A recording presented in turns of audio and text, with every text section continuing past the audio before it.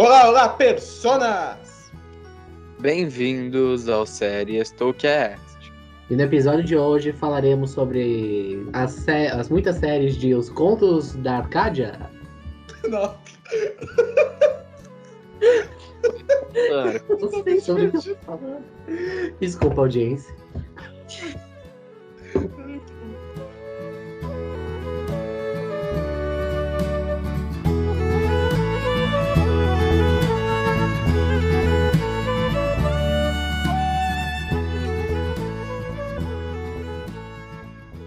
Eu sou o Frâncio e não pense, transforme-se.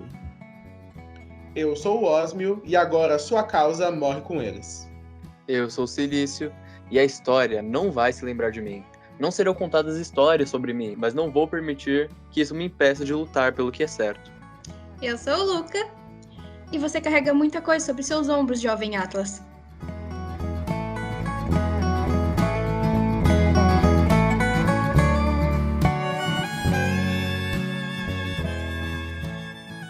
Sim, senhoras e senhores, estamos hoje em um especialíssimo sério Stowcast sobre os contos de Arcádia, englobando Caçadores de Trolls, os três lá embaixo e também magos, e trouxemos um convidado, o nosso queridíssimo Luca. Então, cronologicamente, vamos começando essa redundância maravilhosa com Caçadores de Trolls, que é justamente a primeira das três séries, que estreou em 2018. E o foco da história é o nosso queridíssimo Dean Lake Jr., que no primeiro episódio já é premiado com o amuleto de Merlin.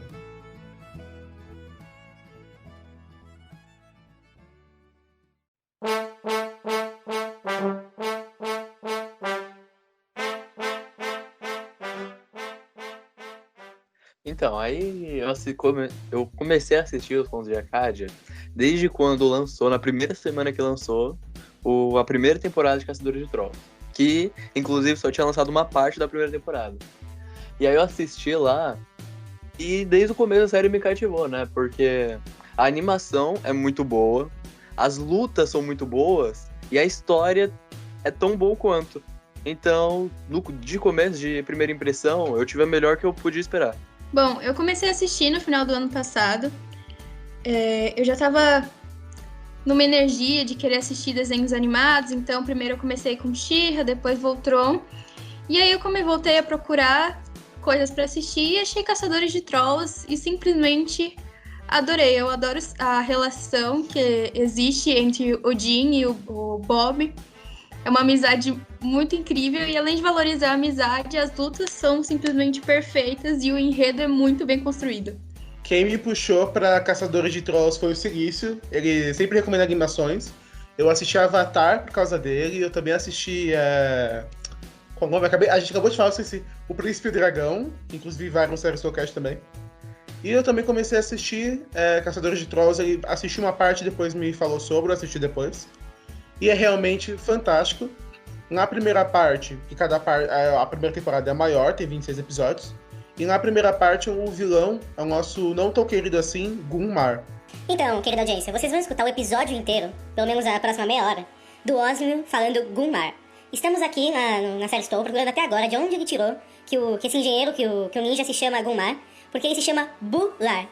Felizmente, o Silício também sabia disso, mas ele vai falar isso tarde demais. Já vai ter se passado umas 500 vezes que o Bular foi chamado de Gunmar, então fica aí a desculpa. Nosso querido Osmio acabou se confundindo.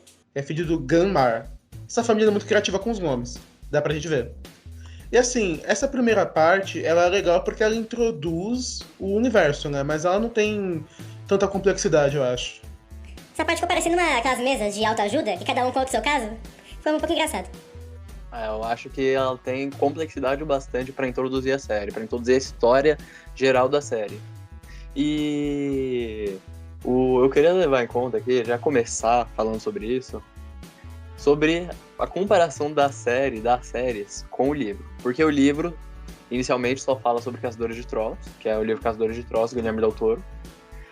E se você lê o livro, depois de assistir a série, ou antes, você começa a fazer essa comparação, você percebe o quanto a animação é boa, o quanto ela enriqueceu o conteúdo do Caçadores de Trolls. Isso é verdade, porque vários elementos que são muito... Além de terem trocado algumas coisas, por exemplo, que nos livros, a mãe do Jin que vai embora, quem fica é o pai. E na série eles inverteram, quem fica é a mãe, que se apaixona pelo Strinkler.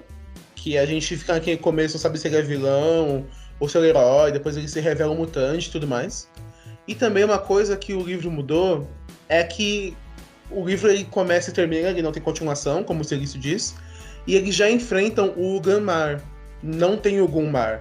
Quem inclusive o Jin vê naquela cena da ponte, que é muito icônica, é o próprio A, que na verdade nos livros é fêmea, não é macho. E assim, as mudanças eu também achei muito positivas. E assim, a animação ela tem uma pegada um pouco mais infantil porque ela não é tão gore, tipo os livros. Mas isso não vejo como problema. E eles terem adicionado mais conteúdo foi muito bom.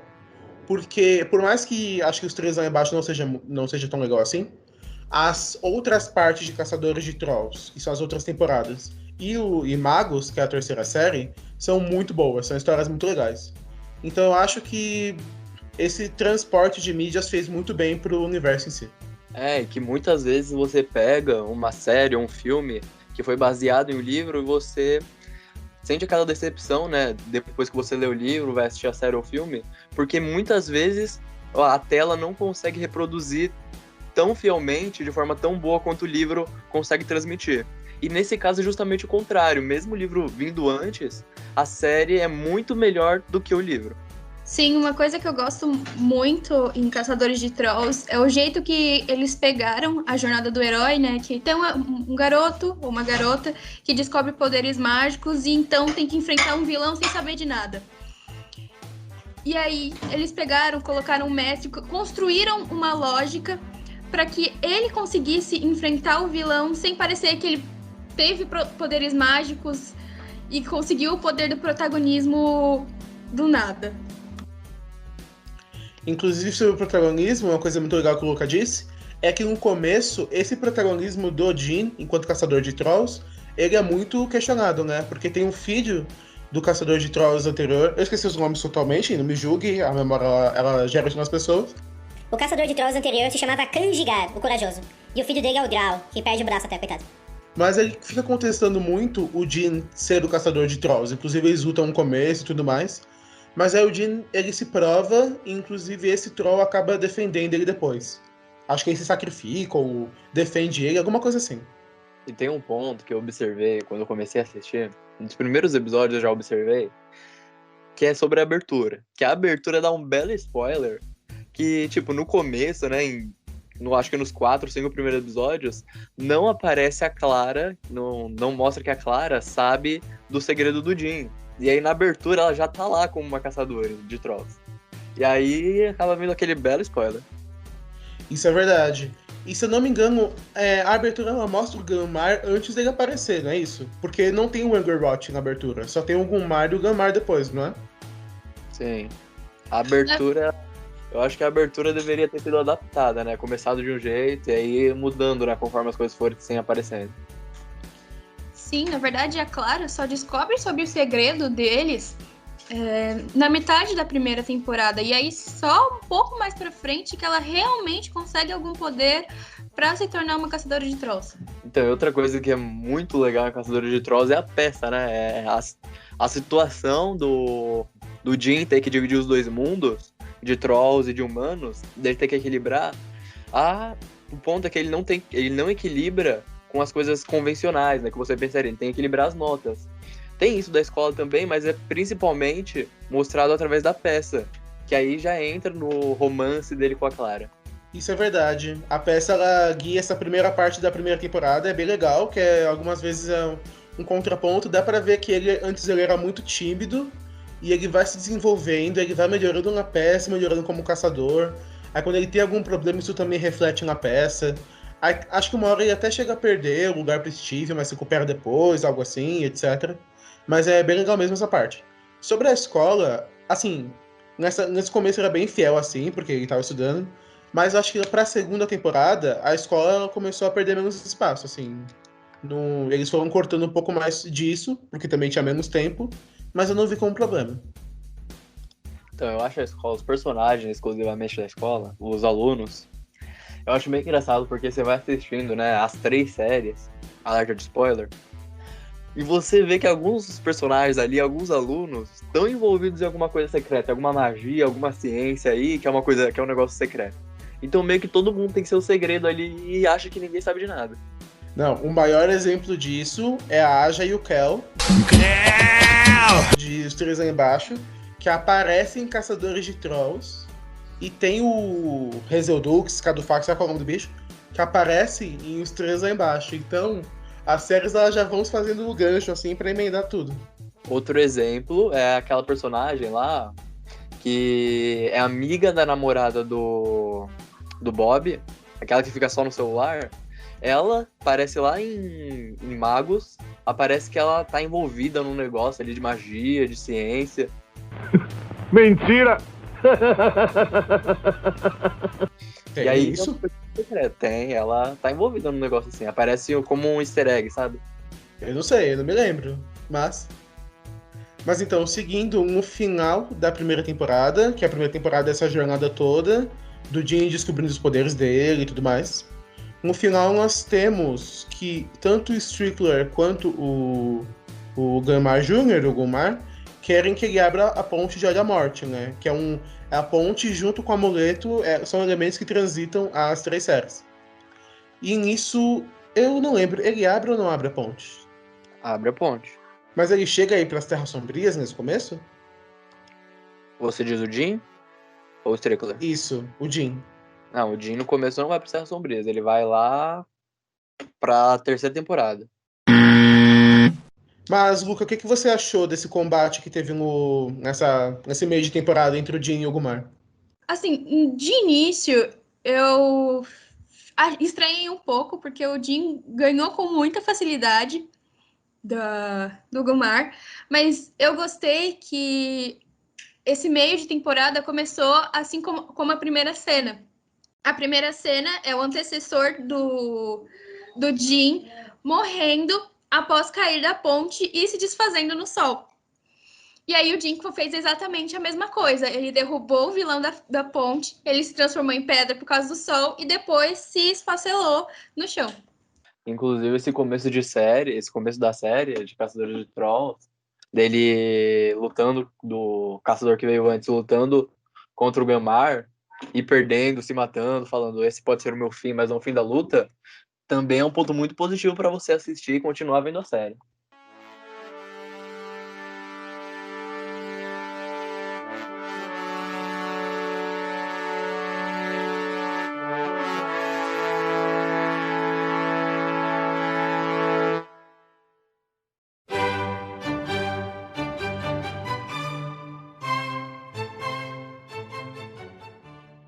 Então, audiência, agora eu vou falar. Assim, como vocês perceberam no começo, talvez não seja o maior fã. Mas eu assisti o primeiro episódio para estar aqui nesse programa. E, assim, eu achei o primeiro episódio bem legal. E que nem o Cirício estava falando, essa coisa da fidelidade aos livros, etc., também deve-se que é o fato do Guilherme Del Toro, ele ser o escritor dos livros, ele também ser o criador da série, né? Então tem uma correlação muito grande. E também tem toda essa questão da jornada do herói, e como que a gente vê que são elementos de histórias fantasiosas, de RPG, de contos de fada, que o Guilherme Del Toro, dá pra ver que ele gosta muito disso, né? De mudar, como fazer releituras de contos de fada, né? Que é A Forma da Água, que é o filme que ele ganhou o Oscar. Inclusive é isso também. Então tá presente aqui no Contos de Arcádia. E falando sobre o primeiro episódio, eu gostei, mas também não tive muito interesse de ir atrás. Mas, pelo que todos estão falando aqui, parece ser bem interessante.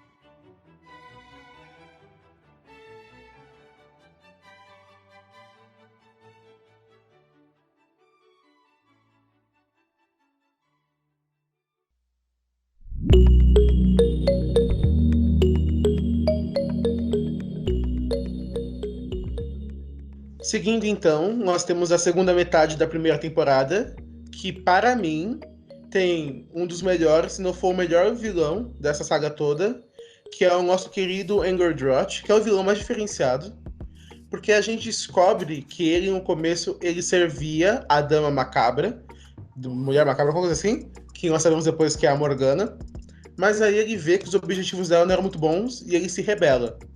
Mas antes disso, ele começa a perseguir o Jin e os caçadores de trolls. Aí ele tem aqueles golems dele de argila que crescem e tudo mais. Aí ele também tem o olho que ele fica lançando pra virar uma mini câmera. Aí, inclusive, tem uma batalha deles na casa do Jin, que ele fica usando as armadilhas, é bem legal. E essa parte, assim, deles tentando encontrar o Angerrot, não conseguindo. Aí depois eu achei essa parte bem legal, assim. Então, o Angerrot é definitivamente um dos melhores personagens da série. Isso é inegável. Porque ele é um vilão muito bom, ele tem um ideal muito bom.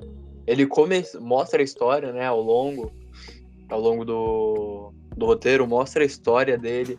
E o jeito que ele começou, o desenrolar dele, os problemas que ele passava ali com esse domínio da Morgana, foi muito bem construído. E isso tornou ele um vilão muito bom. Eu simplesmente adorei a Batalha do Angerrot, porque teve uma união do Jin com o Strickler, então foi de inimigos a quase amigos. E não teve, por mais que fosse o Jin que batalhasse e tudo mais, no final, de certa forma, a glória foi pro Bob, porque ele que deu o golpe final no Angerrot. Ele brotou do nada e desceu a martelada na cabeça do Angerrot, fazendo ele se desmanchar. Pra mim foi incrível essa cena. Não, e tem um personagem que nós não podemos esquecer de exaltar. Inclusive eu queria perguntar se vocês gostam dele ou não. Que é o falso irmão da Clara, aquele mutante. Me lembro. Então, você acha ele divertido ou acha um pouco forçado? Eu assumo que adoro o Não Henrique. Eu racho o bico com as coisas que ele faz, né? Ele simplesmente manipula a Clara pra conseguir o que quer. Fala, não, mas eu sou seu irmãozinho, você tem que fazer as coisas pra mim. E aí, de repente, ela começa a reclamar e ele se arrepende todo. Então, ele finge que não gosta da Clara, mas no fundo ele a trata como uma irmãzinha e a ama. Eu acho isso um plot twist incrível. Eu acho ele um personagem muito divertido. E eu, assim, a série pra mim não teria o mesmo desenrolar sem ele, né? Mas também ele não era um ponto chave ali que faria toda a diferença. Ele não é um alívio cômico tão importante, na minha opinião, mas ele é um personagem muito divertido. Mas quando eu soube que eles estavam mandando os bebês para as Terras Sombrias, eu fiquei chocado, que eles estavam sequestrando os bebês e mandando pra lá pra substituir. Esse foi um plot twist que eu achei legal quando eu vi. Inclusive, eu quero fazer uma correção já, que eu tinha falado que ele não tinha ido para as Terras Sombrias, só tinha ido na terceira temporada, enquanto na verdade o Jin foi na segunda temporada, no final da primeira, e ficou lá a parte da segunda, e pra justamente resgatar o Henrique, né, o Henrique verdadeiro. Na minha opinião, essa parte da troca, né, do não Henrique, do Henrique pelo não Henrique, foi uma parte importante para construção da relação da Clara com o Jin, porque a Clara não teria se mantido perto do Jin, esperançosa que ele resgatasse o irmão dela, se nada disso tivesse acontecido. Então ela simplesmente falaria, tá, ele tem um segredo, vou embora, não vou me meter nisso tudo. E também da Clara com o irmão, né, porque se isso não tivesse acontecido, o Henrique teria ficado de escanteio lá o resto da série, o resto do universo, e é isso aí, ninguém ligaria pra ele. E aí acabaria fazendo falta, né, pros críticos.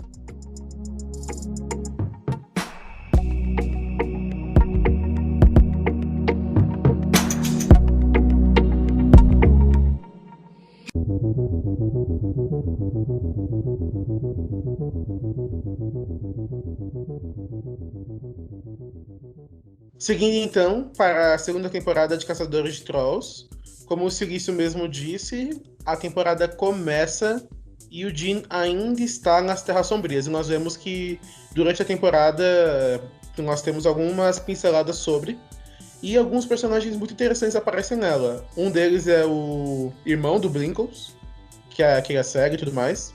E se eu não me engano, também aparece aquele rei gigante, cabeça de... Sabe que é uma pedra gigante que devora os trolls? Não é isso também? Que aparece? Aí tem também a rainha do povo do ar, que aparece no final da primeira também. Não, mas a gente não pode deixar de comentar. Não. De comentar sobre o último episódio, sobre a transformação do Jin, da armadura do Jin azul para uma vermelha adaptada para Terras Sombrias. Ah, isso é verdade, foi uma cena bem legal. Legal é pouco, foi uma cena incrível. Sério, eu arrepiei quando ele falou aquilo e aí a armadura dele se transformou. Ficou incrível. E aí a gente já parte, né? Com essa cena a gente já parte pra segunda temporada. E a gente vê, né? Eu queria falar os nomes aqui de alguns episódios. E aí fica bem intuitivo, né? O que a segunda temporada vai trazer pra gente. O primeiro episódio chama Fuga das Terras Sombrias. E aí já tem um caminho. O segundo é Esmaga Crânios. E aí, só que aí a gente vai vendo aqui e os títulos vão ficando cada vez mais criativos, né? O primeiro é meio genérico, Fuga das Terras Sombrias. E aí você vai ver lá pra frente é Heróis de Mil Faces. Você não sabe o que esperar. No começo você já sabia o que ia acontecer, mas aí conforme você vai vendo a evolução da série, você vai percebendo que ela te dá uma puxada pra você continuar vendo, porque fica meio que misterioso o que vai acontecer. Não, e uma coisa importante. É nessa temporada que o Ganmar, que é o manda-chuva geral dos Gangams, aparece pela primeira vez. E eu quero dizer uma coisa aqui. Eu esperava que ele ia ser gigante, gigante mesmo, ia ser um mogol gigante. Mas quando eu vi que era um troll normal assim, eu pensei, não sei, não gostei tanto. Ele parece tipo um touro com detalhes verdes. É, mas ele é mais poderoso, né, do que um troll comum, como o filho dele, o Bular. E nessa temporada aparece também o irmão do Blinks, que aparece de novo lá na frente, lá em Magos aí. No começo, agora quando ele aparece, ele é um vilão, né? Mas quando ele aparece lá em Magos, ele ainda é um herói, no ano passado. É, só que ele é um herói pelo Domult em Magos, né? Mas é interessante que os dois irmãos, eles são mega inteligentes, assim. E ver que um deles desvirtuou pro caminho do mal faz bastante sentido. Inclusive, o próprio o Argumont, era general do Ganmar, né? Quando a gente descobre isso é um choque tremendo. E aí na segunda temporada também surge os Caça-Monstros, que é a equipe do Steve com o nerd, que eu esqueci o nome agora. O Ivan. Isso, o Ivan e o Steve formam uma equipe, a equipe dos Caça-Monstros, e aí vira os vigilantes, né? O amigo da vizinhança contra os trolls. Eu gostei muito da construção dessa equipe, porque foi uma evolução do próprio Steve, assim, porque antes ele tratava o Ivan super mal, e aí quando surge um inimigo em comum, ele fala, não, eu preciso amadurecer e conversar com quem pode me ajudar e que vai fazer o melhor pro que tá acontecendo no momento. E até uma coisa inesperada, né? Porque quando você pensa na relação das telas de nerd e valentão, você pensa, o valentão vai oprimir o nerd. Aí o máximo que você pode pensar de uma reversão é que o nerd vai acabar sendo, no futuro, sendo o chefe do valentão. Mas aí nesse lugar aí, eles viraram amigos, de fato, né? Eles formaram uma equipe juntas. E por mais que no início da amizade o Steve ainda afaste um pouco e o Ivan fala, não, mas eu não sou amigo dele, depois eles andam juntos. Em algumas cenas mais pra frente, mostra o Ivan sentado no ombro do Steve, mostrando que eles realmente construíram uma amizade nesse tempo. Isso aí realmente é uma evolução do Steve, né? Porque parece que ele sente meio que vergonha, sabe? De ser amigo do Ivan, porque ele quer manter aquele visual dele, aquela reputação dele. Mas aí ele percebe, né, que ele pode mudar a reputação dele, que ele pode ser quem ele é e ainda assim ser bem visto. E outra coisa que o Steve esconde também é que o professor de educação física é padrasto dele, né? Que também é outro plot twist sobre. E isso é uma verdade, Não, mas, ó, seguindo um pouco mais adiante na segunda temporada, uma coisa que chocou bastante, não sei se chocou muito vocês, é que agora eu lembrei o nome da rainha do povo do Argumont, é Urzur, né? E ela vai no episódio 12, ela tem um diálogo com o Vendel, que ela fala, tinha um assassino e o líder dos assassinos. Aí ela revela que ela também era uma espiã e ela mata o Vendel. E aí o Ganmar ele consegue tomar o controle do mercado troll. Quando eu vi que ela era uma traidora também, ela matou o Vendel, foi um choque. Isso foi um choque, me abalou, tá? Eu fiquei muito triste com isso. Porque eu já tinha ganhado confiança, ela já tinha ganhado minha confiança, sabe? Ela com o Ali já tinha ganhado minha confiança. Mas ela trair lá foi triste. E aí, inclusive, tem outro episódio muito bom de ser analisado na segunda temporada, que se chama Não Pega Bem, o episódio. Que é o Jim imaginando, revivendo a vida dele como um não caçador de trolls. E aí ele vê como é que ele viveria, né? Que ele teria uma vida normal ali. E, inclusive, nesse episódio, nessa situação, ele escolhe. Ele sabia que o amuleto tava lá e ele escolhe não pegar ali o amuleto, não ir atrás do amuleto. E aí outra pessoa pega, né? Nem lembro quem foi, mas outra pessoa pega. E ele tem uma vida normal. Eu assumo que eu derramei umas 2 lágrimas nesse episódio, porque ver tudo sendo destruído, o mundo do Jim caindo e ele desesperado, sem saber o que fazer, foi de partir o coração. Não, mas essa coisa do herói, ou a pessoa que tem o poder, pensando como seria a vida dela sem isso, é algo muito recorrente, né? Acho que um exemplo bom é Avatar, que o Aang sempre fica pensando se ele não fosse o Avatar, como seria a vida dele, se ele não tivesse fugido, etc. Então, foi bem legal ver isso em Caçadores de Trolls também. Porque ele sente muita responsabilidade pelos poderes que ele tem, pela força que ele tem e o fardo que ele carrega. E aí o mundo dele tá desabando, ele não tem muito o que fazer, e isso abala muito mais ele porque ele justamente é o herói, né? Ele é quem foi destinado pelo amuleto a salvar todo mundo. E aí se ele não consegue, ele entra em desespero e entra numa situação dessa, de entrar num sonho que é a vida dele sem o amuleto, sem esse fardo. Nesse episódio, eu também dá pra ter um pouco mais de noção do poder que o Merlin tem, porque depois você descobre que ele tá enfraquecido e ele tá apagado, e mesmo assim ele consegue recriar uma realidade alternativa onde as coisas que o Jim fez não acontecem. Então, é incrível o que ele conseguiu. Não, e desde cedo a gente já vê o Merlin como o miserável que ele é, né? Porque coitado do Jim, coitado de todo mundo. Se ele quisesse ajudar de verdade, ele não teria ficado brigando esse tempo todo. Eu sempre visualizava o Merlin como uma figura master, sabe? Ele era o top do top. Mas aí chegou em Magos, aí a personalidade dele foi um tanto surpreendente. Não, nem precisa de magos. Na terceira temporada, que ele já vem com aquela fala pro Jim, que tem toda aquela questão da transformação do Jim também e tudo mais. Que quando eles acordam o Merlin, ele, sabe, não dá nem bola, nem agradece. Então dá pra ver, desde Caçadores de Trolls, como que o Merlin é.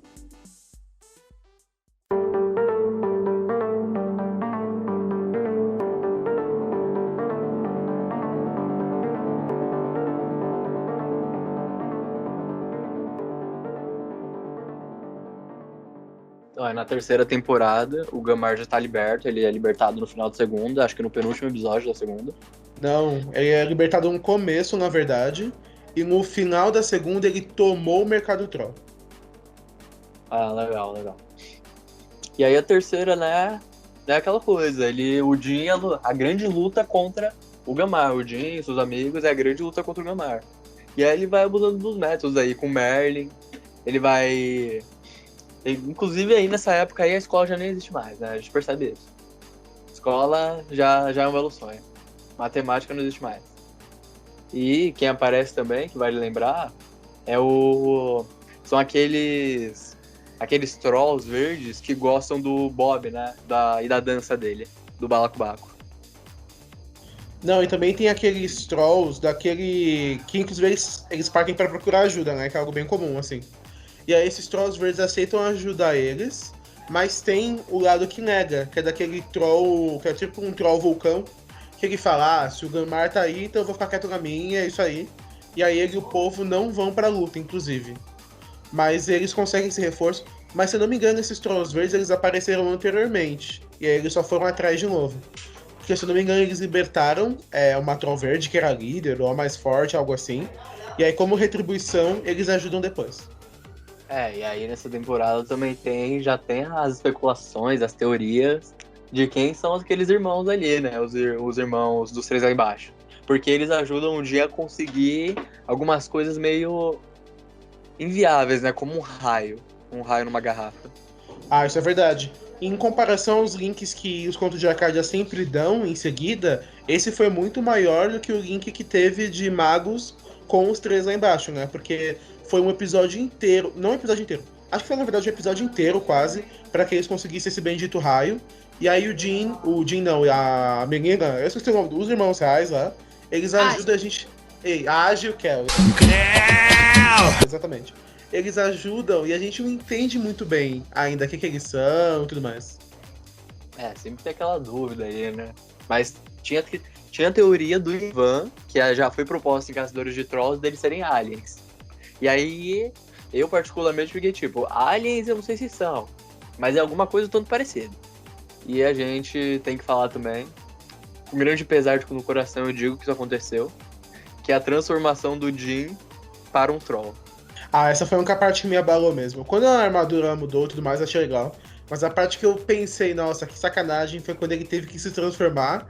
Tem aquela cena da banheira, ele refletindo, lembrando sobre a vida e tudo mais. Foi bem triste essa parte. E, Luca, o que você achou dessa transformação do Jin? Nem foi tanto a própria transformação, mas a preocupação da mãe dele. Porque ela já tinha passado por tanta coisa encarando isso. Ela primeiro ela descobriu tudo, vendo o filho quase ser assassinado por um monstro de pedra. Depois ela esqueceu tudo e relembrou por um passe de mágica, a memória dela voltou e ela descobriu primeiro que o cara que ela gostava e abandonou ela era um troll e voltou a descobrir que o filho dela era um caçador de trolls. E aí ela decidiu, não, vou contar para os pais dos amigos dele, que também são caçadores, e o Jin simplesmente desacreditou ela por um tempo. E ela ficou realmente magoada com isso, dá para ver que ela ficou magoada. E depois o filho dela se enfia no banheiro e desaparece. Então, essa parte da mãe dele foi um negócio que pegou muito. Foi bem triste, abalou bastante. E eu achei também que o Jin ele ia voltar e tal no final, né? Até um final bonitinho. Mas na verdade não, né? Ele fica assim mesmo. Eu também acreditei nisso, de que não, o Merlin tá errado, ele vai voltar, vai viver uma vida feliz com a Clara e com o Bob, vão ter outros encontros duplos que não vão dar errado. Errou! Mas foi tudo uma grande ilusão. Bom, pelo menos isso ajudou bastante para que eles vencessem a batalha e contra o Gambá e contra a Morgana, com a ajuda já do convertido Angoroth, que já tá ajudando eles. E a batalha que aparece da Morgana, inclusive eu queria ressaltar aqui sobre o flashback que teve, o flashback com a magia que o Marlene mostrou, sobre a batalha Olha a Morte. E aí esse flashback deu mó hype, né? Tipo, qual é essa batalha Olha a Morte? Nossa, parece mais coisa. E aí você vai ver Magos e aparece realmente a batalha Olha a Morte, de como que foi. E aí mostra essa referente, tipo, Magos é no passado, mas tem a nostalgia de Caçadores de Trolls que na verdade acontece no futuro. E sobre essa batalha, A Noite Eterna, complementando o que o Seguiço disse, mostrar o flashback foi legal, inclusive também foi uma chamada em Magos, porque mostra essa batalha diferente, mas mostra. E a Morgana é uma personagem que foi legal eles terem mostrado um pouco mais sobre ela depois. Porque inicialmente ela é muito uma vilã preto no branco, né? Porque ela quer destruir, ela quer se vingar do Merlin e tudo mais. Ela é muito poderosa, aí tem aquela mão verde dela, que a gente não sabe por quê. Não tem nada sobre o Rei Arthur ainda. Mas nisso ela faz a Noite Eterna, junto com o Gammar. Se eu não me engano, o Gammar tá planejando trair ela, alguma coisa assim. Me corrijam se eu estiver errado. E primeiro eles derrotam o Gammar, que a gente pensava que era a grande ameaça esse tempo todo, mas na verdade era a Morgana. E só depois que eles conseguem derrotar a Morgana. O Gammar tava tentando trair a Morgana, ele queria todo o poder pra si, né? Com um grande imperador. Uma coisa que eu não gostei muito nessa batalha final foi o momento redenção do Angoroth. De repente, o Jin fala, não, você já foi uma boa pessoa e agora você tem que se redimir com todos que você salvou. Eu acho que não bateu muito com todo o personagem que foi apresentado no resto da animação. Não fez muito sentido. Ele foi atrás da Morgana para conseguir mais poder apenas porque ele queria ser mais poderoso. É isso que se transparece durante as temporadas.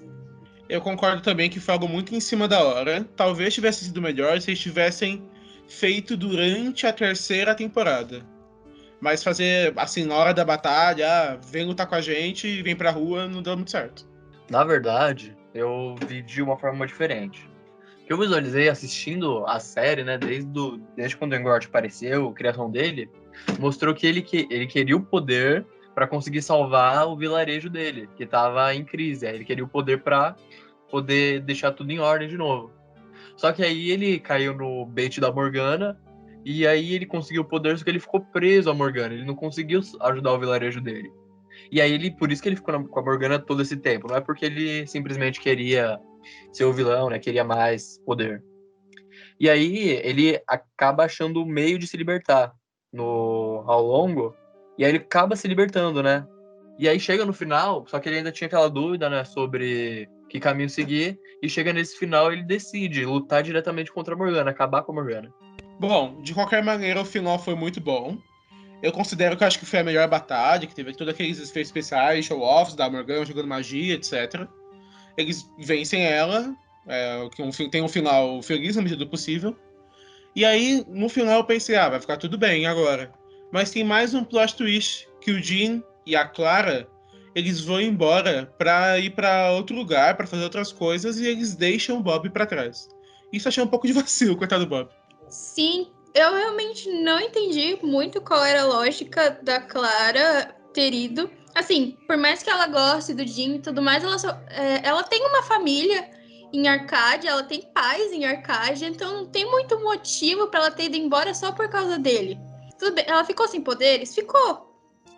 Mas antes ela não tinha. E o Jim faz sentido ele ter ido embora, porque agora ele não pode mais andar no sol, então ele não poderia conviver com as pessoas de Arcádia. Então, a Clara ter ido embora, pra mim, não tem o menor nexo. Eu também achei que não fez sentido, mas eu acho que eles fizeram isso só pra não separar o casal, né? Não que isso tenha feito muita diferença depois. Inclusive, eu acho que a gente pode falar sobre isso em Magos, futuramente. Mas eu acho que o objetivo foi mais sobre isso, de forma geral. E a batalha que você falou, dos efeitos especiais, que foi muito boa, é um ponto muito positivo que eu dou para a série inteira, que todas as batalhas são muito boas, são muito bem feitas, todos os efeitos são muito bem feitos. E aí eu ainda faço comparação com Avatar, né, com a Lenda de Aang, que as batalhas nas duas séries são muito bem construídas. Isso é verdade. A única coisa que eu critico nesse quesito, na verdade é uma crítica que eu tenho às animações da DreamWorks na Netflix, tem até em Dragões, inclusive, porque todos os inimigos, eles são irmãos gêmeos, idênticos. Você vê, os trolls os Gangans são todos iguais. Aí depois você vê os três lá embaixo, todos os militares são iguais. Aí se você vê, também tem todos aqueles soldados do Merlin são iguais. Aí quando você olha em Dragões, tem aqueles exilados lá, daquele maluco da cicatriz, eles são iguais. Até aquele outro vilão bizarro, todo mundo igual. Até os dragões são iguais. Dá pra entender que é uma questão orçamentária, mas é muito bizarro, porque todo mundo é igual. É aquele careca, com um porte médio, e o que muda é a cor da pele, sempre. É engraçado. Mas seguindo então, vocês querem apresentar alguma consideração final sobre Caçadores de Trolls? Tem um caçador de trolls especial, e não é muito conhecido, mas é um caçador de trolls de Feliz Aniversário. Feito comemorando o Feliz Aniversário, né? Que dura 1 minuto exatamente. E aí é o Brinks falando Feliz Aniversário, né? Fazendo um discursinho ali de Feliz Aniversário. Dessa não sabia. Uma coisa que eu simplesmente adoro é a dublagem brasileira de Caçadores de Trolls. O uso das expressões brasileiras é simplesmente incrível. A frase do Bob do Balacobaco, toda vez que eu ouço, eu rio. Eu acho a cereja em cima do bolo maravilhoso. Eu também gosto muito, mas tem um certo alguém nesse programa, começa com F e termina com Râncio, que gosta mais de legendado, das coisas legendadas. Ontem a gente estava discutindo essa polêmica. É que eu acho que eu prefiro. Não sei, porque no caso de animação, as expressões elas são as mesmas, né? Mas em live action, eu prefiro legendado. Que eu acho que tem. Dá pra você ver mais como tava a atuação no momento. Mas eu acho que a animação, acho que dublado talvez tenha uma memória afetiva maior, né? Porque você reconhece mais. O que vocês acham? Eu concordo. Assim, da maioria das animações que eu assisti, a dublagem é muito boa. E a voz do personagem ela se torna muito icônica, né? Inclusive, um exemplo de outra animação é o próprio Sokka, que eu considero ele muito engraçado na dublagem. Aí eu vi algumas partes legendadas e eu não achei tão engraçado assim. Então acho que a dublagem adiciona muito. Eu achei muita farpa falar alguém que não gosta de dublagem, começa com F, termina com ranço de dublagem.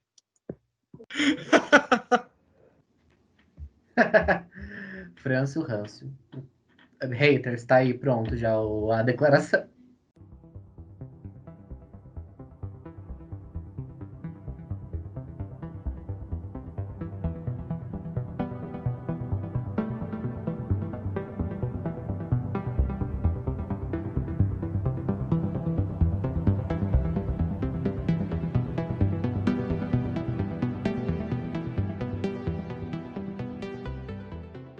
Mas, seguindo então, vamos para a série do bem dos Contos de Arcádia. Na minha opinião, é a pior, ou a menos melhor, de uma forma meio bizarra de se dizer, que são os três lá embaixo. Já começa por esse título curioso, né? Que conta justamente a história da Aja e do Kel. Krell, na verdade, que você pode colocar a música do Krell se quiser.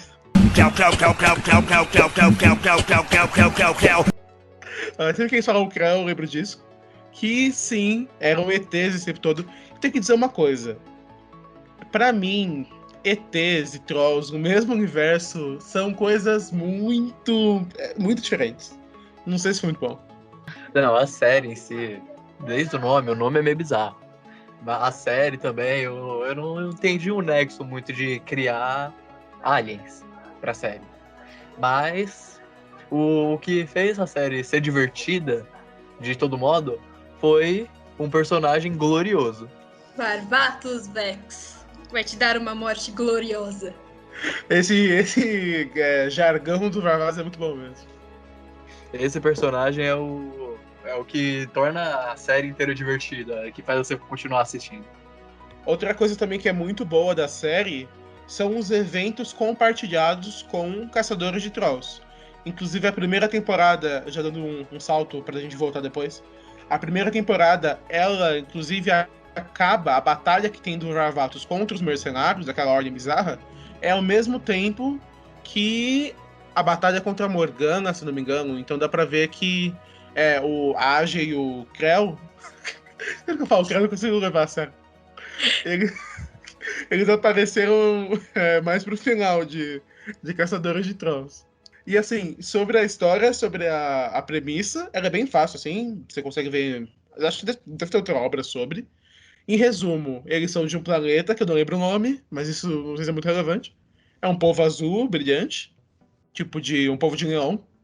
E o General Moranto, que era o líder militar desse planeta, ele trai os pais da Aja e do Krell, que eram os monarcas supremos.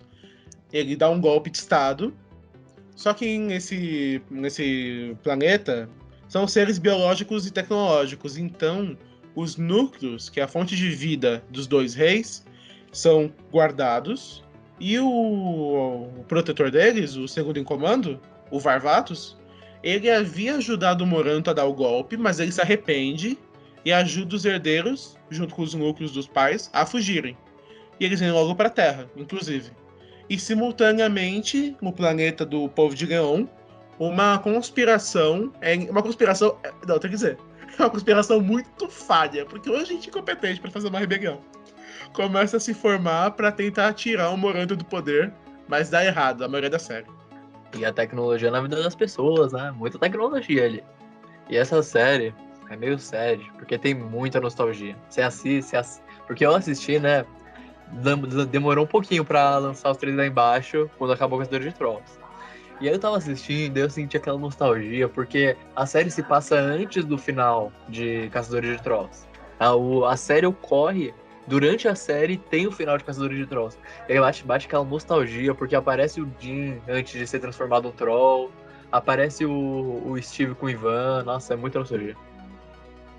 Inclusive eu falo o Stan, é o Chip. Inclusive o Steve é namorado da Aja, né?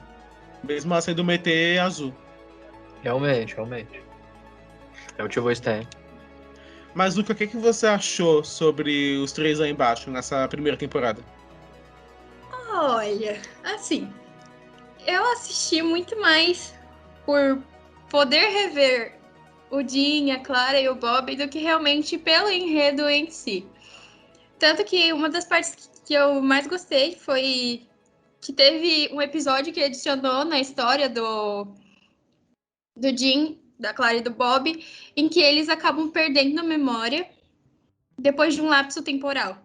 Então, não foi uma das coisas que eu realmente gostei, recomendo. Eu só assisti porque é a continuação dos Contos de Arcádia. Os três lá embaixo é o filho feio, né, dos Contos de Arcádia. É aquela coisa meio torta que você vê só pela passagem. Inclusive, eu achei tão maçante que eu parei de assistir. Aí eu acho que eu fiquei um ano, eu nem tocava na série. Aí eu descobri que ia ter magos, aí inclusive o Silas começou a assistir primeiro. Aí eu pensei, não, se vai ter uma série para eu ter que assistir a anterior. Aí eu terminei de assistir os três lá embaixo só pra assistir magos depois. Eu também, né? Algumas vezes ali eu dei uma forçada pra continuar assistindo. E eu assisti porque era a continuação ali. E também pela nostalgia. Mas eu tive que dar aquela forçada. E isso aí não é tão interessante. Uma coisa que também me parou um pouco foi o grande foco no Steve. Assim, por mais que eu goste da evolução do que o Steve teve no final da terceira temporada de Caçadores de Trolls, ele não é um personagem que eu acho muito legal. Eu acho ele muito abobalhado. Ele não faz as coisas muito certo. Eu acho que, em certos pontos, a idiotice dele é forçada.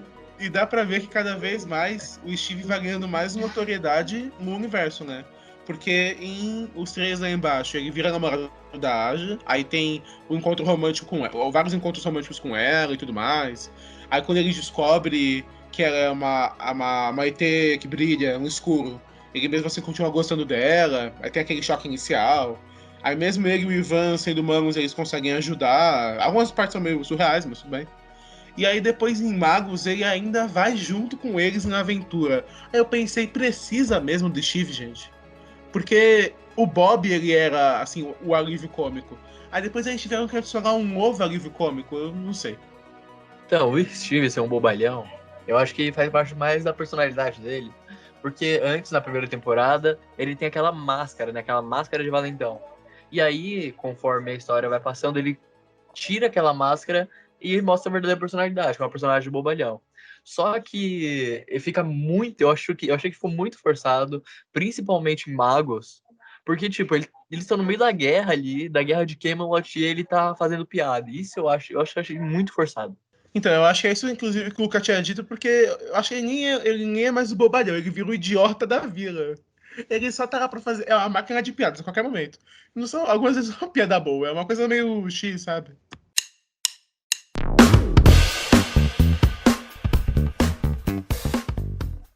E seguindo, em Os Três Lá Embaixo, a primeira temporada acaba justamente em sincronia com a batalha final de Caçadores de Trolls.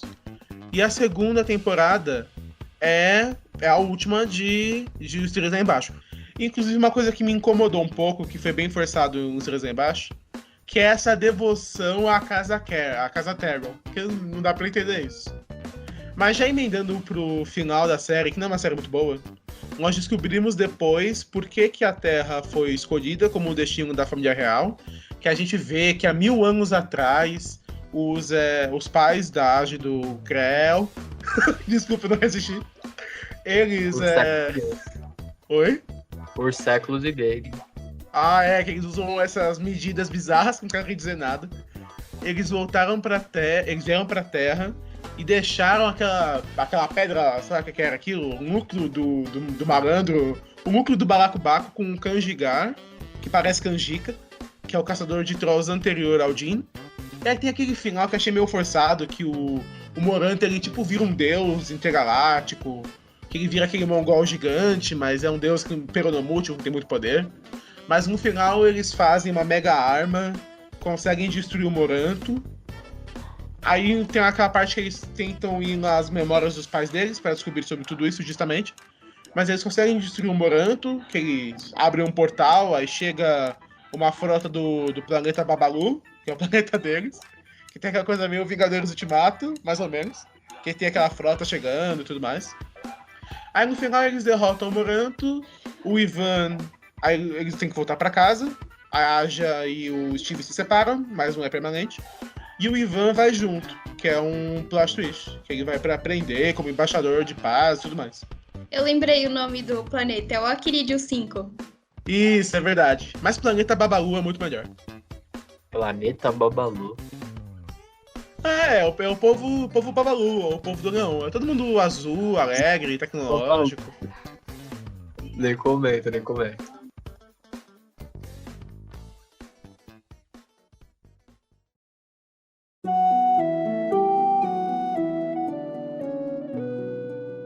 Mas enfim, passando para a próxima série, para a próxima continuação do universo, temos Magos, que é o fim de Contos de Arcádia. Magos tem só uma temporada, tem só 10 episódios, não vai ter continuação.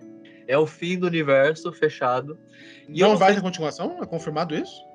Acho que não vai ter não, porque já teve o desfecho. E eu não sei se foi proposital, mas o Caçadores de Trolls tem 3 temporadas, os 3 abaixo tem 2 e o Magos tem uma. Não sei se foi proposital, é uma pirâmide. Essa análise. Não, e cada uma saiu um ano seguido. Acho que foi combinado, né? Foi acertado isso. Deve ter sido, porque é uma coincidência muito legal, muito divertida. Assim, os 3 aí embaixo podia ter sido só uma temporada de 8 episódios, tipo uma minissérie, mas tudo bem. E nós temos Magos, que eu, assim, particularmente, eu gostei. Algumas coisas, quando eu vi o trailer, eu fiquei hypado pra ver o que era. Mas, assim, eu pensei... É que eu acho que eu tinha uma visão diferente. Algumas partes, eu pensava que a série ia ser mais. Assim, foi boa, não quer dizer que ela foi ruim, mas eu pensei que ela ia ser mais grandiosa ainda. O que você achou sobre, Luca? Eu adorei a série, eu fiquei realmente decepcionada, porque teve poucos episódios, eu assisti, assim, rápido, por causa da expectativa que eu tinha criado. Porque a gente vê, né, porque a gente vai assistindo, aí já vai pensando, tá, Caçadores de Trolls, top de linha, top de mercado, aí os 3 aí abaixo, né... Aí lança Contos de Arcádia, assiste aquele trailer ali, super maneiro, já fica todo no hype, já espera, vai voltar a fama do Caçadores de Trolls, vai voltar aquela magnitude. E aí você assiste, não é tão magnífico quanto, mas não é, então... tá pro nível dos 3 aí embaixo, tá numa média ali, tá legal, é divertido, entendeu? É interessante assistir. Inclusive eu também assisti muito rápido, e aí quando acabou eu falei, tipo, mas já acabou? Não, mas você me lembrou agora, essa sua associação me lembrou. Novamente eu puxo o Francio, que tá escutando esse papo todo, o que ele deve estar compreendendo. Que eu lembro quando o Game of Thrones ia sair, que o Francio fez a seguinte analogia. A 4ª temporada foi boa, a 5ª ruim. A 6ª boa, a 7ª ruim. Ou seja, a 8ª ia ser boa. O que você vai dizer sobre isso, Francio? Isso foi o tombo, né? Foi o tombo de toda a sociedade. Porque essa lógica não fez nenhum sentido, porque a 7ª foi ruim. É que tá caindo desde de lá. Na verdade, a 6ª foi tipo um respiro. E essa analogia é que eu acho que eu tava tentando me proteger pra tentar gostar. Foi tão ruim que vendo o retrocesso eu penso, nossa, realmente eu estava tentando me enganar, mentindo pra mim mesmo.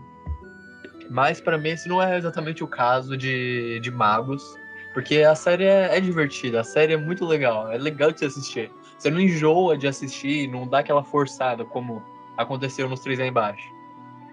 E, inclusive porque são poucos episódios, né? Mas... E porque não tem ETs azuis na sua tela. Só um, na verdade. E porque aparecem os episódios de Caçadores de Trolls, aparecem personagens de Caçadores de Trolls, aparece o Jim, aparece a Clara, eles são personagens que estão muito presentes ali em todos os episódios. É a pura nostalgia que eu olho, inclusive a nostalgia da Batalha e a Morte. Não, inclusive sobre os personagens, que o Luca tinha falado que pra ele não fazia sentido, da Clara não ter ido, eu fiquei com medo durante a temporada, porque, na minha opinião, tava rolando um clima entre a Clara e o o Raiban, o menininho, o mago, isso. Hazel, qual é o nome dele? Edux, o nome dele. Eduxe? Duxie. Não, Dux é o dragão. Luca, você lembra o nome do menino de cabelo preto? Assumo que não. Vamos chamá-lo de mago, então, é isso. Mas eu achei que ia ter alguma coisa entre eles, mas aí não acontece. Mas eu acho que se a Clara tivesse ficado no final da primeira temporada, talvez eles tivessem ficado juntos agora. Eu acho, não sei. Mas Magos começa justamente com... Nós vemos esse aprendiz, que ninguém sabe o nome, vamos chamar de Scadufax, que é o nome do cavalo do Gandalf, que ele tinha aparecido no final de Os Três Lá Embaixo. Foi um link um pouco mais singelo, se nós compararmos o de Três Lá Embaixo em Caçadores de Trolls. Mas nós descobrimos que ele é um mago, não só isso, ele tem centenas de anos. Ele tem aquele companheiro dele, que a gente acha que é só um gato com asas, mas na verdade é um dragão. E nós descobrimos que ele é um aprendiz do Merlin. Aí no começo nós já vemos ele usando algumas magias e tudo mais. E nós vemos que tem aquela ordem arcana que depois vai pra Camelot, não é isso? Que eles estavam atrás daquela fadinha da natureza, se não me engano. Isso aí. Aí depois disso antes disso, se não me engano, nós sabemos, o Bob vai junto, inclusive, e nós sabemos que o Jean, junto com o Blinkle, estava com algum tipo de problema, tinha acontecido alguma coisa. E aí ele é levado até o Merlin, e nós vemos que entrou um fragmento de um treco zoado que... Enfim, entrou bem acho que um amuleto, quando ele tá na armadura, e ele tá com risco de vida. Aí o Merlin, ele deixa o Jean naquela, tipo um cristal gigante. E aí ele ia tentar fazer alguma coisa, mas ele disse que não tinha muita esperança. Aí vem aquela ordem arcana. Aí o Steve tá lá, eu não lembro porquê, não lembro qual é o contexto. Porque o Steve é bem whatever. Aí entra aquela ordem arcana, que é muito estilosa. A nave deles é uma cabeça gigante, isso tem o seu respeito. Que tem os poderes lá de gelo e fogo, que faz aquela mega bomba. Destrói a Camelot voadora. E aí a solução deles é viajar no tempo para impedir tudo isso. Mas eles acabam viajando séculos no passado para o período de Camelot, quando o Arthur ainda era vivo e Camelot não voava. E aí nós temos a história se desenvolvendo a partir disso. Eu queria interromper aqui e falar que o nome dele é Heather Dux. É verdade, Heather Dux. É um nome bem bizarro. Mas a gente não pode esperar também nomes atuais, né? Pensando em eras passadas, pensando em Camelot. Cirício, então, fala um pouco para nós como que foi o começo deles em Camelot, que nós descobrimos coisas bombásticas.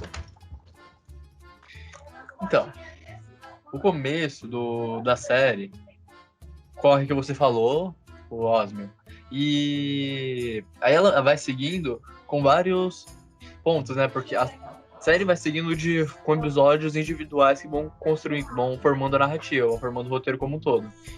E aí aparece como quando eles vão pra Dama do Lago, e aí aparece tem um episódio exclusivo, eu acho que tem um episódio exclusivo só pra falar que quando eles estão na frente da Dama do Lago, quando eles estão no portão lá, e outro pra falar de quando eles estão dentro. Mas nós também temos um plot twist muito interessante, que é que a Morgana era, na verdade, irmã do Arthur, que ela era boa antes, e era aprendiz do Merlin. Luca, o que você achou quando você descobriu isso? Assim, eu tô acostumada com os livros que eu leio, né? Sempre o vilão, ele era uma pessoa boa, e aí acontece alguma coisa no passado dele pra ele se transformar em alguém ruim.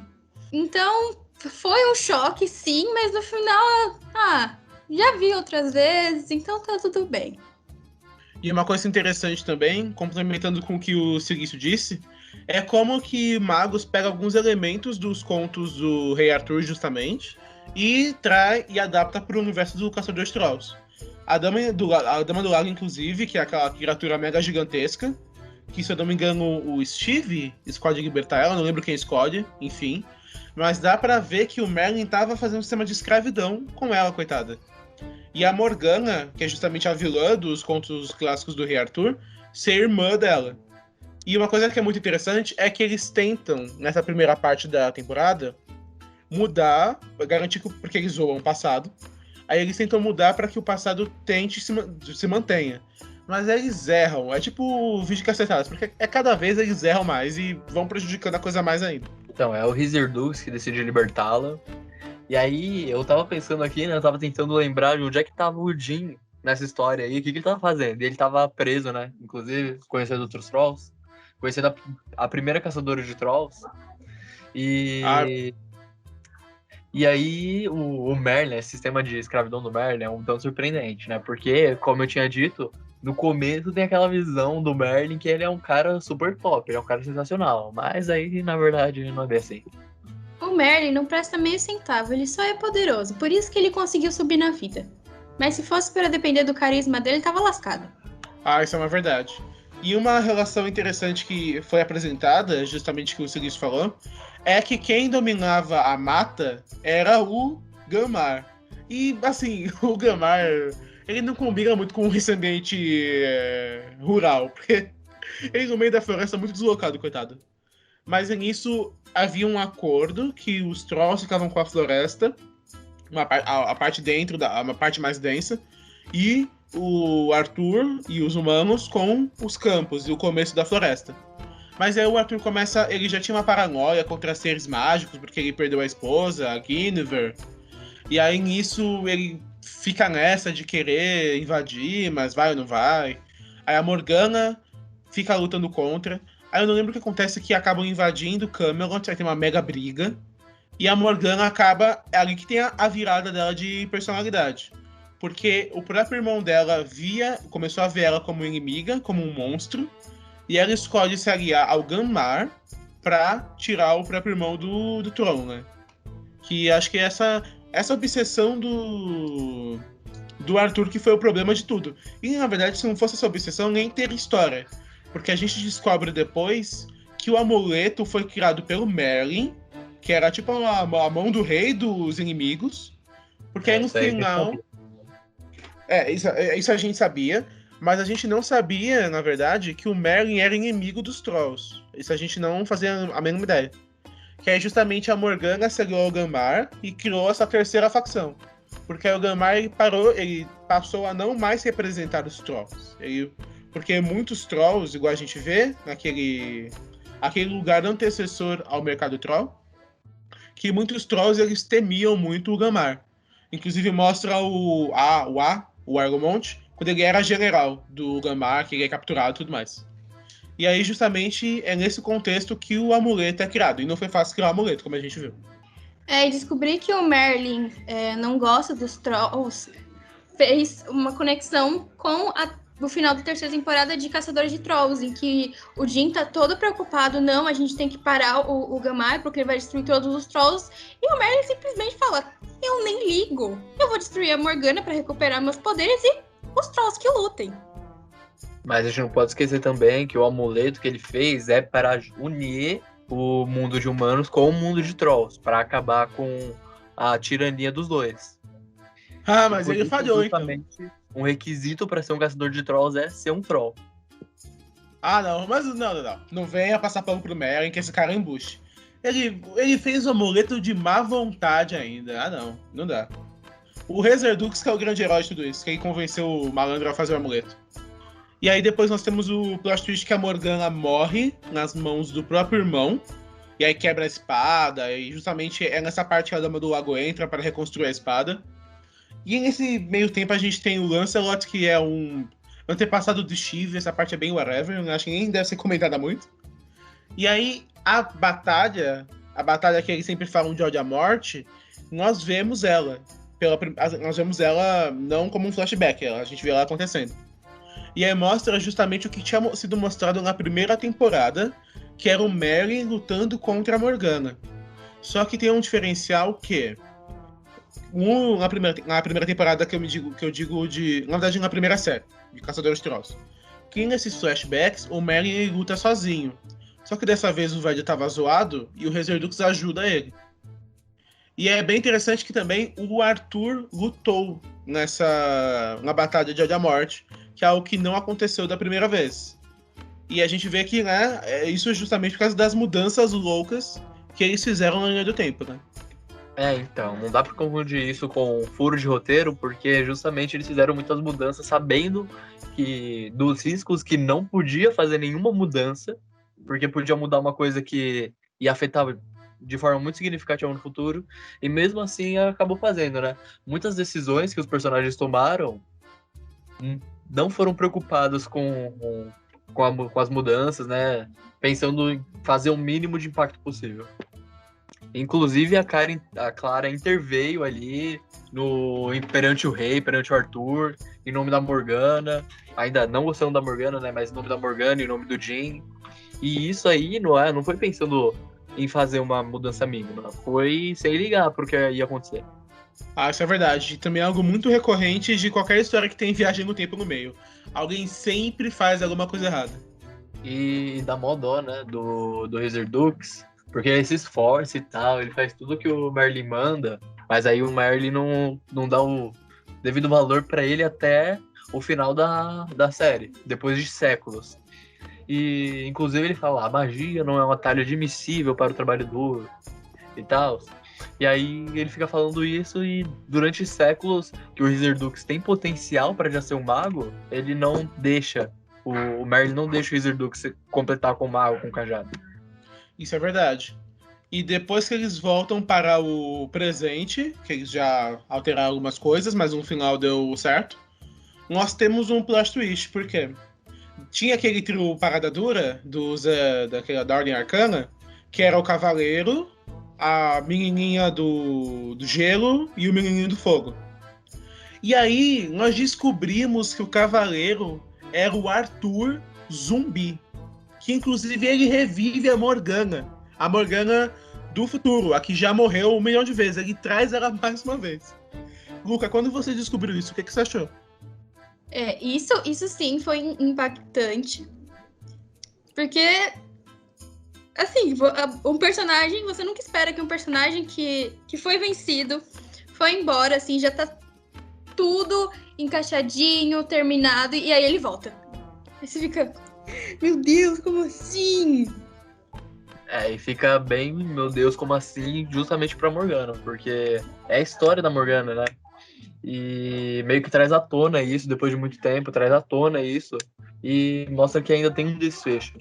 E também, no Caçadores de Trolls, a Morgana é datada, né, como a gente já falou, como uma super vilã, mas na verdade, quando aparecem magos, quando aparece no passado, a construção da história dela não foi mostrado de uma forma para ela se tornar a vilã tão consagrada que ela, como ela é referida em Caçadores de Trolls. A história que passam dela mostra que ela é uma vilã, teoricamente, mas ela não é aquela vilã que é falada. É que justamente eu acho que o que tornou ela tão amarga como a gente vê em Caçadores de Trolls é que ela foi aquela semivida, que ela foi aquele mundo das sombras, que é sempre que alguém usa o portal daquele cajado que ela tem, que depois a Clara pega e fica lá. Porque, assim, pelo que eu entendi, ela ficou todos esses séculos lá, e quando ela volta, ela quer a vingança, justamente. Porque, como você falou, Silício, em Magos, no passado, ela é só uma pessoa que ela não tá cega pela raiva igual o irmão dela. Só depois desses séculos todos que ela tá maturando esse ódio, curtindo esse ódio, que ela fica tão maligna, né? Inclusive, tem o plot twist que ela volta, ela ajuda a Ordem Arcana, a sua patota, mas depois ela, no final, ela se vira contra o Arthur. E aí dá um fim àquela história toda. Então, mas aí cabe o tempo que ela ficou presa coube exatamente pra ela acabar fazendo o que ela fez em Caçadores de Trolls no final. E não porque ela ficou cultivando aquele ódio, mas porque foi uma falta de informação. Ela defendia os Trolls, só que quando ela defendia os Trolls lá no passado, ela defendia o lado do Ganmar. E o lado do Ganmar ficou ultrapassado já. Só que ela ficou presa ali por tanto tempo que ela não percebeu que o lado do Ganmar ficou ultrapassado e que tinha outros Trolls pra ela defender. E aí por isso que ela foi lá e lutou ao lado do Ganmar e não contra ele.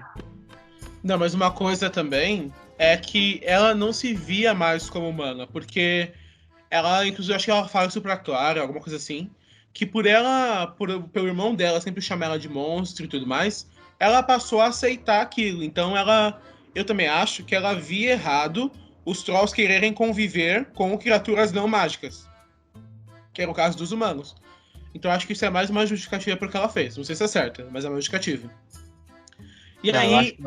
Pode falar. Eu acho que não é bem assim dela ser um monstro porque ela acha diferente, porque ela pensa diferente.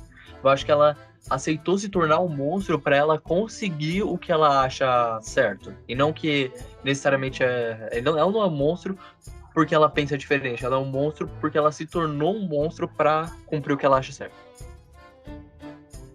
Mas falando em monstro, um personagem que se torna um é o Jin. E pra mim, essa foi a parte mais chocante de Magos, que é quando ele vira aquele troll gigante. Rapidinho, né? Porque pra mim o Jin, se encontrasse numa situação dessa, ele mentalmente aí eu consegui se livrar dessa aí como um bom protagonista. Mas aí a gente se toca que ele não é mais o protagonista. O que você achou sobre isso, Luca? Eu achei chocante, e você? Ai, eu adorei aquela cena. Eu arrepiei todinho. Nossa, sei lá. De certa forma foi uma evolução pra ele, se tornou um pouquinho mais poderoso. Então eu adorei. E aí depois nós descobrimos que aquela fadinha verde do começo do primeiro episódio, ela fazia parte da Ordem Arcana, mas ela não concordou com o que a patota dela estava fazendo e ela foi embora. E aí o Krell aparece mais uma vez, ai sua graça, e nós temos a batalha final, que é perto da escola. Que é justamente, tem a Morgana, ela se mata e mata o Arthur junto. E, se eu não me engano, a Ordem Arcana, ela desiste, né? Não é alguma coisa mais ou menos assim? E aí, nessa batalha final, o Merlin morre e o Rizardux ganha o seu cajado. E eu queria perguntar, qual é a desse cajado, né? Porque não é muito mais fácil conjurar poderes da mão, não precisa de um cajado. É que eu acho que o cajado dos magos Os Contos de Arcádia é tipo a varinha do universo de Harry Potter. Ela canaliza o poder. Eu acho meio bizarro, né? Tipo, inclusive o dragão lá, ele arrisca a vida ali enquanto tá teleportando, fazendo um salto temporal. No começo da série ainda, ele se arrisca a vida pra pegar o cajado do Merlin e devolver pra ele. E, tipo, ele não pode criar outro cajado? Não sei. Eu acho ainda meio bizarro isso, eu não consigo entender bem. Mas foi muito legal o Rizardux ganhar o seu cajado, ganhar os seus poderes defensivamente, né? Como se fosse seu certificado de mago. E aí ele luta contra a Morgana, ele ganha a batalha. E aí, justamente, o último conflito que a série mostra é do Jin maluco, o Jin Troll, que ele consegue se humanizar de novo, mas nós temos o plot twist, se não me engano, isso acontece sim, que o amuleto é destruído. Então ele não volta a ser um troll normal, ele volta a ser humano. Mas ele volta a ser humano e ele não é mais caçador de trolls, porque não tem mais amuleto. Assumo que eu já esperava algo assim do amuleto ir embora, porque no momento em que não tem mais quem salvar, não precisa de equipamento de salvamento. Então, o amuleto ia ficar lá decorando o Jin pra nada. Mas é um negócio que bate uma tristeza, bate uma série, uma bad, porque é o amuleto, né? É o caçador de trolls, aí não tem mais. E é o Jin, pelo menos o Jin voltou à normalidade, só que eu acho que o Jin não vai se sentir completo dali pra frente não sendo mais caçador de trolls. Porque agora o perigo, ele, assim, a gente vê no final, que acho que é o gancho, mas durante esse programa eu parei pra pensar e faz sentido mesmo, o Conto de Arcádia ter acabado de vez. Que aí nós temos, que dá pra ver que o Rizardux, ele junto com aquele dragãozinho e a menininha da natureza, estão se escondendo pelo mundo, fugindo da Ordem Arcana, que ainda quer ela de volta. Mas, assim, dos perigos que tinha em Arcádia, não tem mais nenhum, porque a Kiryu 9, agora quem comanda é a Aja, não tem mais os Gangans, basicamente perderam de vez agora, não tem mais Morgana, não tem mais Arthur zumbi, então, e como a cidade inteira já sabe dos Trolls e dos Aliens, não tem nem por que eles ficarem se escondendo. Então realmente o perigo acabou em Arcádia. É o desfecho, né? E a cidade realmente ter aceitado os Trolls é muito legal, entendeu? Porque eles podem conviver ali juntos, embora não à luz do dia. E eu acho que no mundo real não seria bem assim não, hein? Ah, eu também acho que não seria.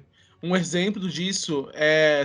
Acho que é um filme com Will Smith, que ele é um ET que vem pro mundo, eles ficam tipo em uns guetos na Terra. Eu acho que seria mais isso, assim, eles seriam uma população mega excluída, que teriam que ficar em campos de concentração, alguma loucura assim. Eu também imagino isso, porque assim, os humanos não aceitam os próprios humanos, imagina um ser mágico, bizarro, e que tem uma história em que eles já comeram humanos, então não ia rolar muito certo. E a Clara, gente? A Clara de cabelo branco, de franja branca.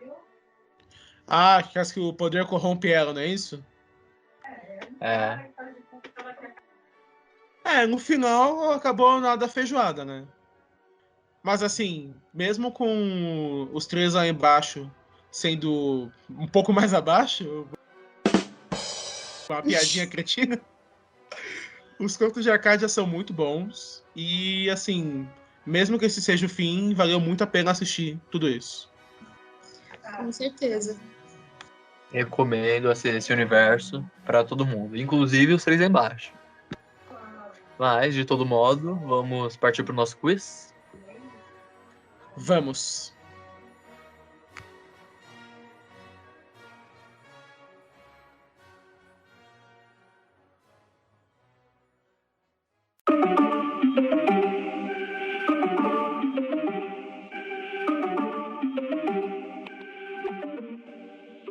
Partindo então para o nosso quiz, para finalizar esse Seristocast, provavelmente o mais longo até agora.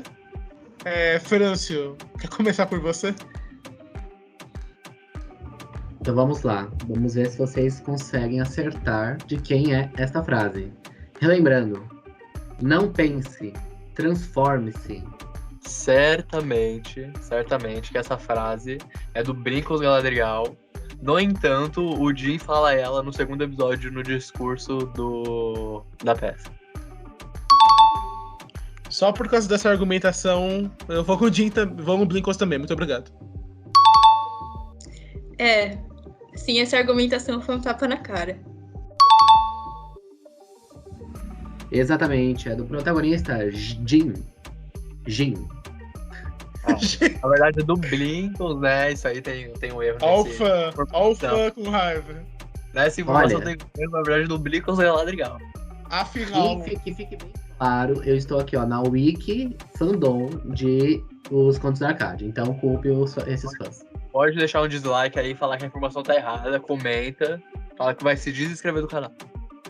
Ó o hater aí. Mas afinal, a gente deixa que acertou ou que errou, não sei agora. Deixa que acertou. Olha só esse silício. Eu dei a minha observação ali. Eu acho que o Silício tá certo, porque depois que ele citou que o Blinkos, que tinha falado essa frase, ele citou que o Jim disse essa frase também durante a peça. Então eu acho que ele tá certo. Seguindo então, falarei a minha frase agora. Luca e Silício tenta acertar. Se quiser, Francio, tentar também, mas se não conseguir, tudo bem. E a frase é a seguinte: agora a sua causa morre com eles. Eu acho que é do Arthur. Luca? Angerot? Francio, quer falar algum nome aleatório? Eu acho que pode ser do melhor amigo do protagonista, que eu não sei o nome. Esse é o tiro mais longe, mas tudo bem. Mas erraram ambos, porque é da não tão querida assim Morgana. Ela fala isso durante a batalha que finaliza Caçadora de Trolls. Eu fiquei meio na dúvida, né? Se era um dos dois, mas eu achei que era quando ele tava matando algum troll, sei lá, o Arthur. Enfim, de todo modo, a minha frase é a seguinte: a história não vai se lembrar de mim. Não serão contadas histórias sobre mim, mas não vou permitir que isso me impeça de lutar pelo que é certo. É do Jin? Tem cara do Jin, mas não sei. Talvez o Blinkles também, mas eu acho que eu vou de Jin também. Eu vou de Jin porque tem cara de protagonista falar isso. Olha, o Francis está correto, que na verdade é de um protagonista, mas não é o Jin, é o Wizard Dux, que fala em Magos. Aff. Bem, a minha frase, assim, é facinha de descobrir. Você tem muito peso sobre seus ombros, jovem Atlas. Sem dificuldade, é do Struckler. Seria claro. Exatamente. Não, mas eu acho que é uma frase mais fácil de acertar do que essa. Quase é uma palavra muito importante. Uma vida de quase é uma vida de nunca. É que você se viciou nessa frase também, né, Celso? Essa é uma verdade, uma verdade. Essa frase fala muito. E vamos nos dirigindo ao final mesmo deste longo programa. Primeiro, temos que agradecer a presença de Luca no programa, um grande especialista da obra, porque senão iria ser só Silício e Osmo falando desse programa.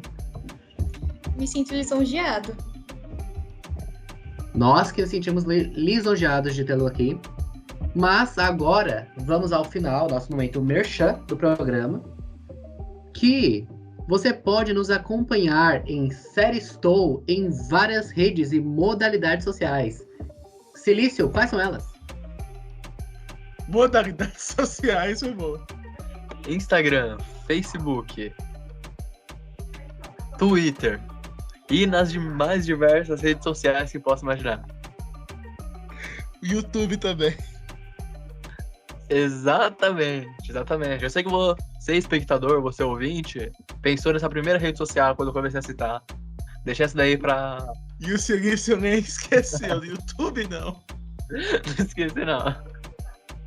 Mas enfim, Osmio, onde que nossos ouvintes possam nos contatar para falar sobre o que eles acharam de Contos de Arcade? Caso quiser adicionar alguma teoria, alguma sugestão, alguma crítica, mande-nos um e-mail em seristou@gmail.com, seristou sem acento. E Frâncio, dê as honras. Finalize com as honras, na verdade. Então vamos lá, a grande frase. E você deveria estar maratonando. Ué!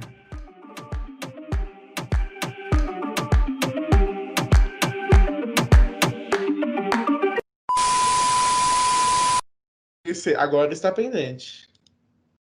Aí, começou. Agora foi. Então vamos lá. 3, 2, 1. Alô? Alô? Alô? Oi, eu tinha caído. Alô? Alô? Ah, tá. Tudo bem. Alô? Oi, tudo bem, então. Obrigado. Eu também acho. E dá pra ver que cada vez mais o Steve tá ganhando mais espaço ainda, né? Porque ele ganha espaço agora como namorado da Aja. Caiu aí? Quer que eu repita? Ah, não, caiu aqui. Ah. Tudo bem.